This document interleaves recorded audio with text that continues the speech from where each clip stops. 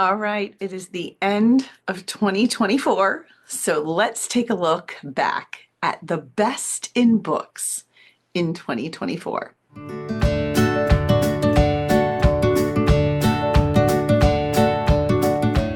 All right, I have decided to share my top 5 books in a few different age groupings.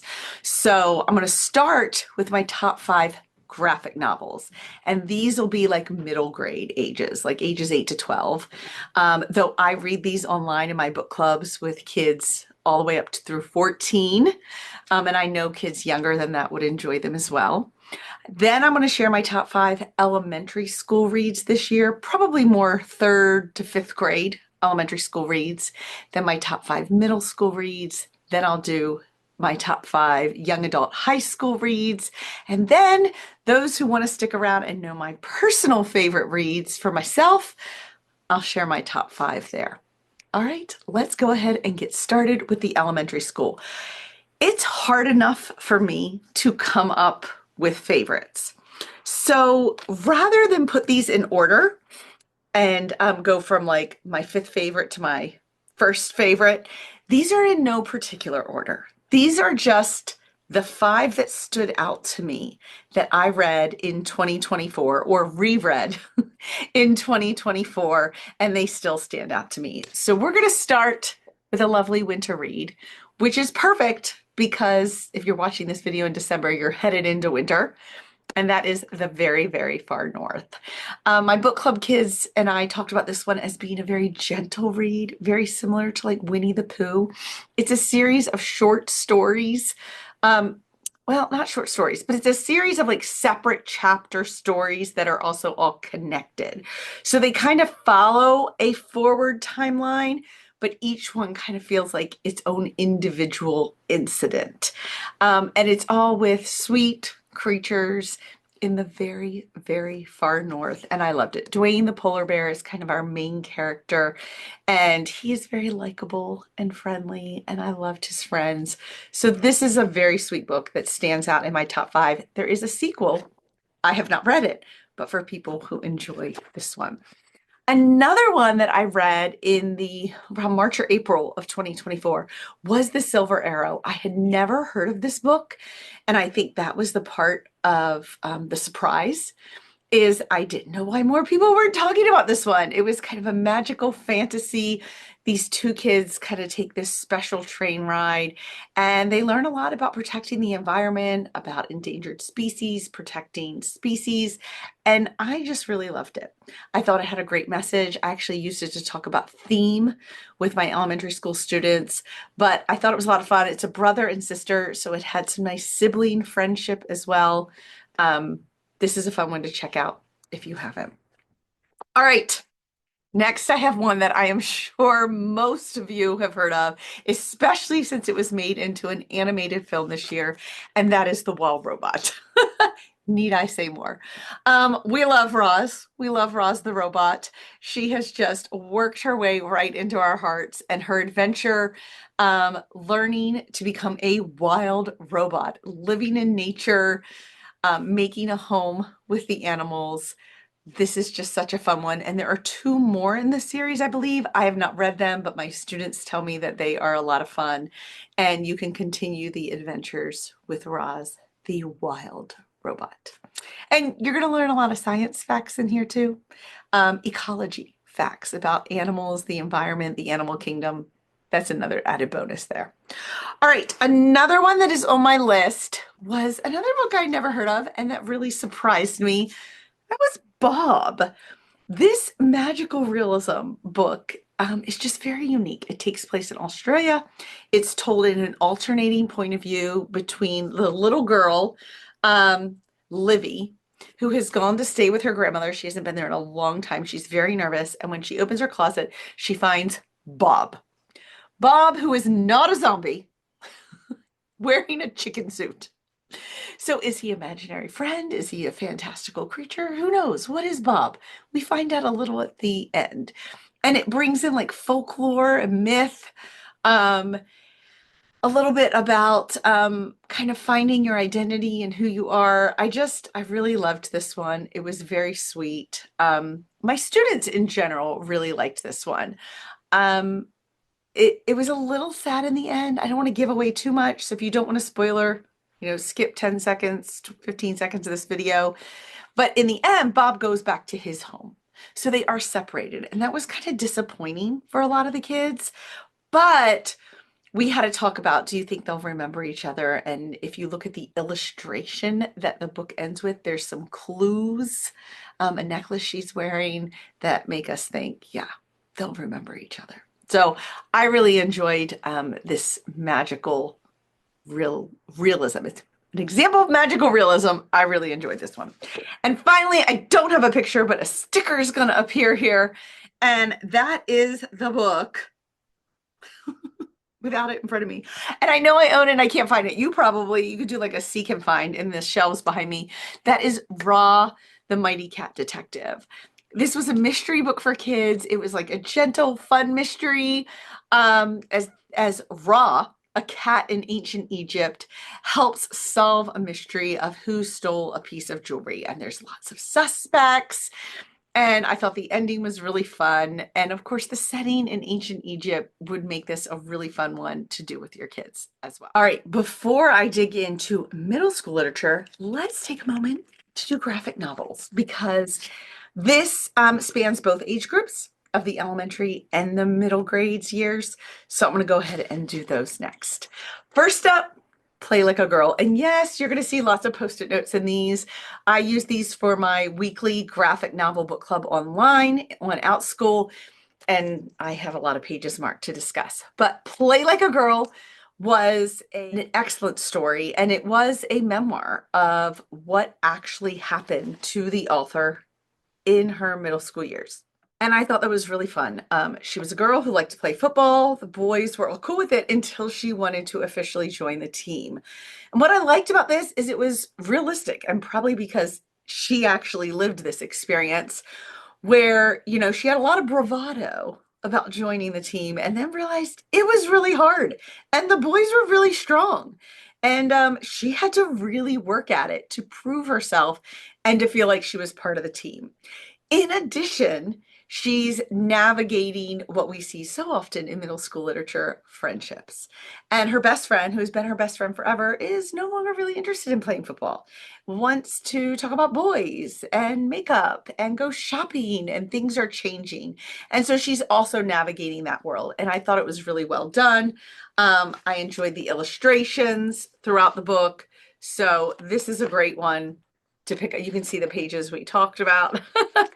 This is a great one to pick up and read. I think that one's a little on the older end, like ages 10 and up. Just a thought. But when the main character is in middle school, it tends to appeal a little more to that crowd. All right, Sisters. Raina Telgemeier is such a popular graphic novel author and artist, and this is probably one of my favorites of hers. It's a look at a cross-country road trip and two sisters, and they have a brother, but it's really focusing on them and their relationship, and it kind of flashes back as it also is going forward in the timeline. So you're kind of alternating between two time periods. The one in the past progresses and jumps to kind of show the sisters' relationships and how things have progressed, which help to explain what's going on in the current timeline. There's a lot of reasons they don't get along, which is kind of hard to see, but very realistic. And then they find some things that bond them and bring them together in the end. All right. This next one I absolutely loved, and that was Santiago. And you can probably tell right away that this is done very much in the art style of Calvin and Hobbes, the cartoon. That's what it reminded me of very much throughout here. And I just fell in love with Santiago. The best part about this is a nonfiction biography of Santiago Ramon y Cajal. He was an artist, a science, and a troublemaker, and he won the Nobel Prize for his work in science. And he brought in his artistic ability. And so it's really fun to see him as an artist as a kid and then find a love of science and then to bring these worlds together. Loved this book. Very surprising. The next one is Continental Drifter. There's so many things I really enjoyed about this book. We've got a kid who has two cultures. Dad is from America and mom, I don't want to forget where her mom is from, Bangkok. So she spends most of her year in Bangkok where she goes to school, and then she goes to Maine for the summers. And so she's struggling to fit in both worlds. She doesn't feel like she completely fits in either place. And what was unique about this one is it doesn't end with a pretty bow at the end. Like everything isn't solved. She doesn't suddenly just accept her life and find where she fits in. There are some things that improve. Like she definitely makes steps toward maturing, growing up, accepting herself more, some of the reality of her family situation, her family life at home that isn't the ideal, warm and loving family. But it's not like it all changes. She just grows more toward acceptance. And actually, a lot of my middle schoolers, which I would recommend this one a little more for middle school, actually really appreciated that because life doesn't always have like everything solved at the end of the book. You know what I mean? So they really liked this. The illustrations are really lovely. The colors, the color palette. So we really enjoyed this one a lot as well. And it made the top 5. And the last one in the top 5 is a modern retelling of The Secret Garden. This is The Secret Garden on 81st Street. So it takes the infamous Secret Garden, the classic tale, but it updates it and places it in New York City on 81st Street with a rooftop garden. And I thought they did a really great job.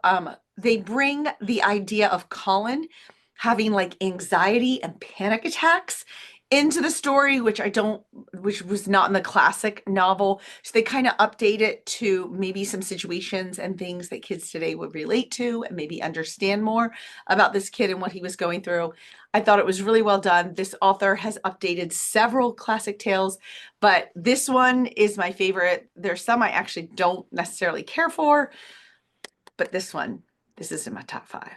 Now we have the middle school, and some of these books obviously could be read by a 5th grader, even a 4th grader who was reading really well and could handle the content, but I have kind of put them in the age group where I have used them in book club and kind of see it fit the widest range of kids. So the first one, suspense and historical fiction, A Night Divided. The night the Berlin Wall goes up is when our book begins.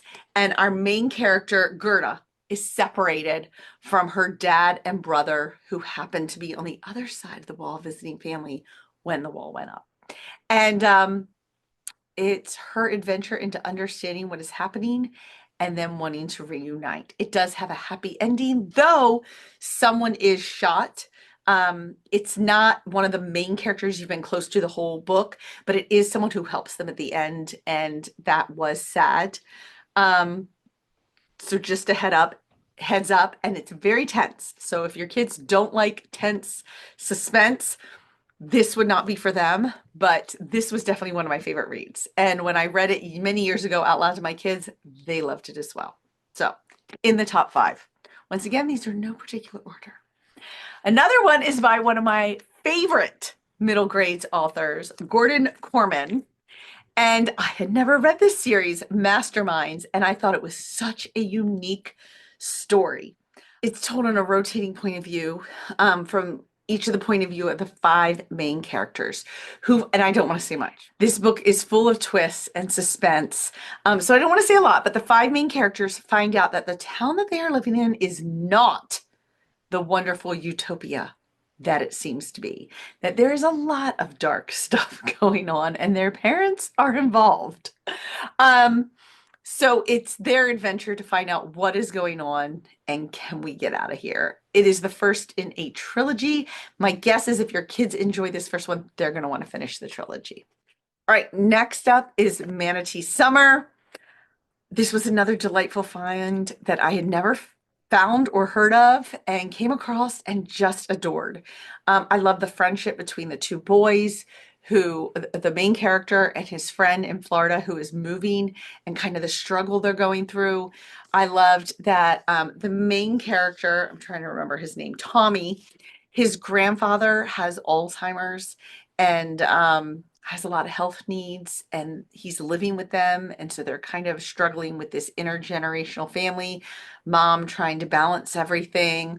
And I love the message of ecology with the manatees and saving the manatees, because I have family that live in Florida and we love the manatees. So I think I was already drawn to the fact that manatees were involved in this story. But it is definitely a classic coming of age as Tommy kind of navigates friendship, disappointment with his friend moving away, his grandfather, things that are going on in his life. And he's kind of taken all that angst and kind of focused it on the manatees, but then everything kind of comes together in the end. Loved this one. And we often get so many friendship books focused on female friendships in middle school. So I really love to look at two boys and their friendships and the difficulty there. So I don't feel like I see a lot of that in the books I have read so far. I'm sure it's out there, but that stood out to me in this one as well. All right, next is The Mona Lisa Vanishes. Oh my goodness, I loved this book. This would actually work well for your younger high schoolers as well.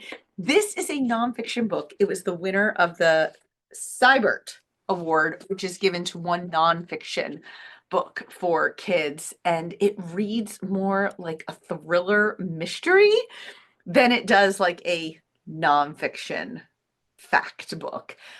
Absolutely love it. I would love to see them turn this into like a documentary or a TV series. It was a lot of fun. Little hard to follow the timeline. It's kind of jumping around in history and places, but I think it's so fascinating, and it's definitely a history of the Mona Lisa that I never knew about how it even became famous, because it was part of a art heist. It was stolen. I didn't even know that. So this was a really fun read for me. I'm looking forward to reading it again, actually, next week. Okay, and then the next one, once again, everyone has heard of. It is a classic, but I read it this year for the first time. I mean, it's not really a classic. It's just a favorite. And that is Keeper of the Lost Cities. I think this one is now on like its 9th book in the series. I have only read this one, but the students assure me it gets better and better and better as you keep going. This one was a lot of fun. It's another kind of chosen one fantasy trope.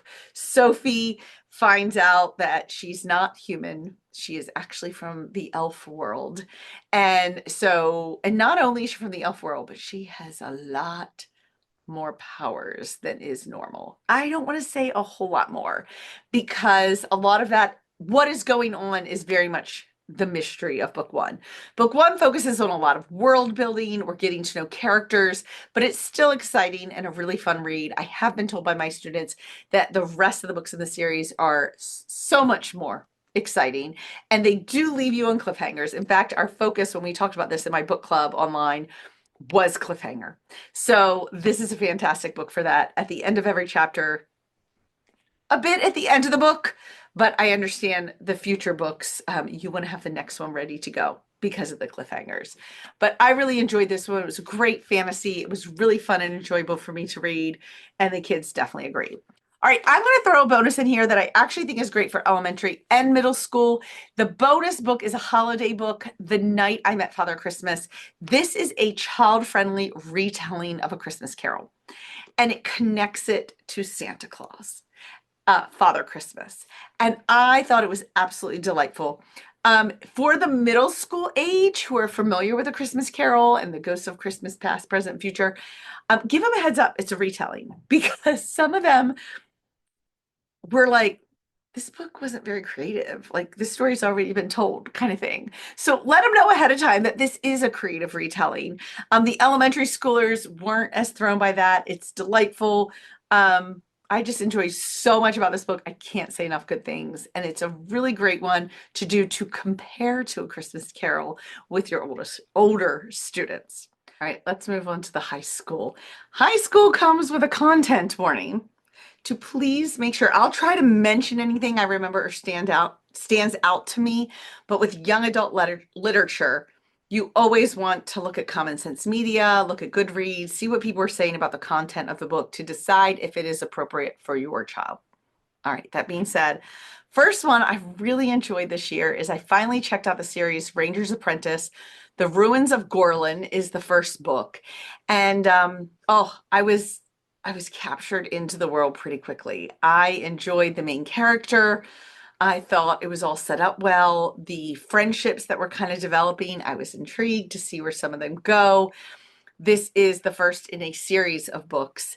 And I would say even 8th grade, that this is probably a pretty popular series for 8th grade and up. Maybe even younger if your child is interested in reading it. I have not read any more in the series, so I can't speak to the content, but I thought this one was really well done.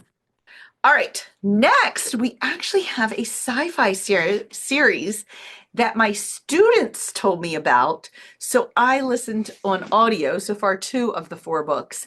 I listened on audio with my boys who are 15 and 17, and they both loved it. So the first book in the series is Skyward by Brandon Sanderson. This is my first book by him. People love this author, and we loved it. We were captured right away. It's hard to kind of figure out what is going on. Spensa is the main character, this girl, and she wants to be part of the flight command, the flyers in her world. And there's a lot of reasons that she's not treated well, and you kind of figure it out, and she has to kind of earn her place. And they are being attacked by a different species, and there's a whole history there. Really enjoyed this one. Have listened to the second one. We didn't enjoy it quite as much, but we continue to be intrigued enough. We would like to continue on to the third one. But I think this is a really fun sci-fi to check out. There were, in book 1 and 2, there were no content. I mean, there's obviously violence because they're in a battle, but I don't recall anything particularly graphic. There's a little bit of romance, some flirting. They may have shared a kiss, but it's nothing stood out to me to give a major content warning if your child is in high school. All right, the next one does come with some content warnings, and that is Scythe. I love this book. I think it might be one of my favorites of all time in the young adult range, but definitely in that top 5 for this year. Though I have read it way in the past and then reread it this year. My son also loved it, and it is the winner of the Prince Award, which is, I think it's Prince. Yes, the Prince Award, which is like the Newbery for young adult. This is like a dystopic, they live in a world where no one dies. So scythes have the duty to kill people each year. So obviously this book is violent. There are some graphic violent moments kind of described. All of the teens who read it with me, 14 and 15, loved it. I mean, the majority of them. But heads up, it is a violent, kind of disturbing book, but that's what makes it so intriguing. I don't want to say too much more about it, but this particular Scythe takes 2 teenage apprentices who are learning from him, and we find there is so much more going on, and that this world is very broken, and there's a lot of power struggles and some underhanded stuff going on, and it's about the choices that they are all making. It is the first in a trilogy. I will tell you, because I have finished the trilogy, I found the second and third book were great, but none were as good as the first one, in my opinion. The violence continues. There is romance between the 2 main characters, and nothing is descriptive, but it is insinuated that they do sleep together at the end of book 2, but not in even a romantic situation, kind of like it's the end of the world, they're dying, they're trapped in a thing, and when it leaves them there, it's kind of inferred what is going to happen to keep them warm. And that was like it, but there's a content warning that I do remember. I do recall that in the second book. Again, not descriptive at all. Okay, the next one's Downstairs Girl. I read this one this summer, really enjoyed it, historical fiction. Um, and I was just really engaged in the world. I liked the main character. Joe Kwan is kind of a servant for a really wealthy man in like the New South. So kind of Reconstruction, maybe a little beyond that. I can't remember exactly the time period. And she's writing a anonymous newspaper column, kind of challenging the ideas of race and gender. And people's responses to this column aren't great. They don't love it. But there's a lot more going on in the story and the time period. And I thought it was really well done. Um, kind of bringing in lots of topics in the historical setting. And I enjoyed the ending as well. All right, and the final book, I'm giving a major content warning. I would not have given this to a kid under 16, but I personally would put it in my top 5 young adult books. I was surprised to see it on so many lists for like 9th graders. It was The Firekeeper's Daughter. I thought it was an amazing kind of mystery suspense.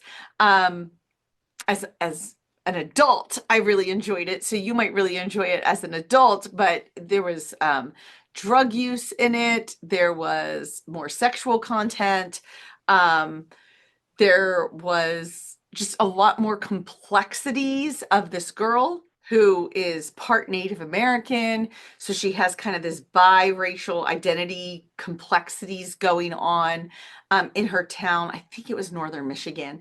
And there's suspected like drug ring happening with her tribe. She agrees to go undercover. So there's a lot of police, detective, what's going on, but there's some harsh aspects of this book. So again, while it is classified as young adult, personally thought 16 and up, but definitely for the moms out there or dads watching, you might really enjoy it on your own personal list. And that kind of concludes the children and teenagers section of my favorites. All right, so while picking my top 5 books for me, I tried to just pick some of my favorites in different genres. So there'd be a nice variety here because I've read a lot of books. All right, so my number one favorite, hands down, I know I said I was doing these in no particular order, but I actually have an order here. Not for all of them, but for this one. My number one top favorite book I read this year was The Measure. It is a fiction book. I found it so intriguing. It would be an excellent choice for a book club because it just stirs up all these questions about life. Would you want to know how long your life is going to be? How would that impact you? What would you do differently? I thought it was really intriguing, well told. You're following several people. I don't want to give too much away, but I found it easy to follow them all. I liked them all. That doesn't always happen in these books. They were all making different choices. Absolutely loved this book. Don't want to say much more because I went into it knowing little to nothing, and I'm so glad. So, highly recommend this one. The second one would be my favorite in the historical fiction category, which I'm always trying to kind of push myself to read more of, and I did this year, really enjoying a lot of them, and my favorite would be Frozen River. This takes place in the late 1700s in the USA, so after the Revolutionary War ends, America is kind of just beginning, and it follows a midwife in the New England area, kind of establishing herself while a male doctor in town is kind of trying to push his way into being the one who knows it all and what does this woman know? So you have a little bit of some feminist themes, but again, it is the late 1700s, so that's kind of how things were. But you also have a murder mystery. What's going on? There's a lot of complexity there, fascinating relationships, friendships, marriages. Really loved the characters, the historical setting. It's winter, hence Frozen River, which is important in the mystery. So really loved that book.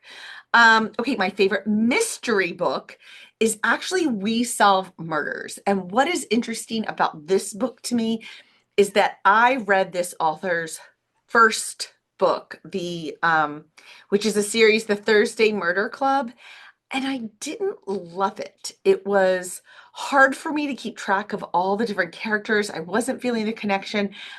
And I was assured by other people that if I continued in that series, I would really enjoy it now that I kind of knew the characters.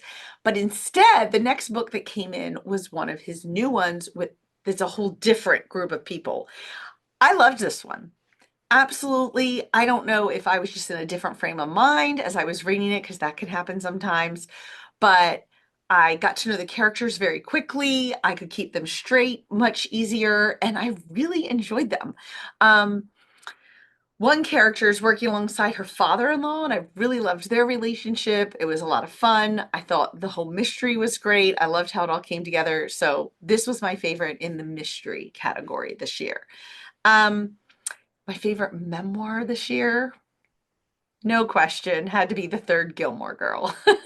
And I listened to the audio, which Kelly Bishop read herself. And it was really intriguing to me because, of course, I only knew her mainly from Gilmore Girls. So for her to go back to her start as a Broadway dancer and a dancer in general, like in the ballet, and it was just really fun to kind of follow the trajectory of her career. She told it well.